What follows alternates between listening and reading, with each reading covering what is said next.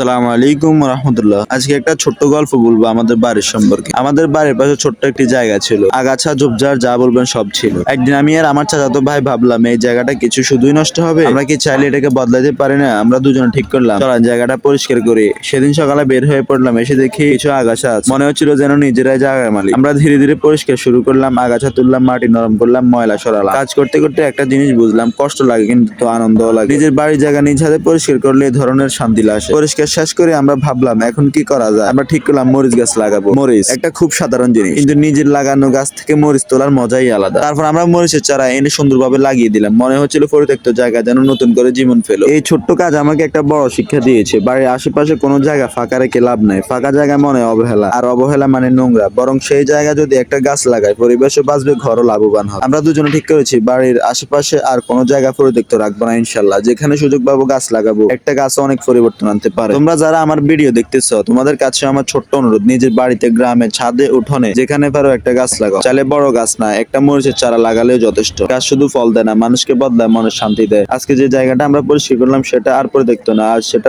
আমাদের বাগান, আমরা দুজনে পরিশ্রমের ফল। ইনশাল্লাহ ভবিষ্যতে আরো জায়গা পরিষ্কার করবো, আরো গাছ লাগাবো, যতটুকু পারি চেষ্টা করবো সবুজ রাখা। দেখতে দেখতে ভিডিও শেষ প্রান্তে চলে আসলাম। সবাই ভালো থাকবেন, আল্লাহ হাফিজ। আসসালামু আলাইকুম রাহমাতুল্লাহ।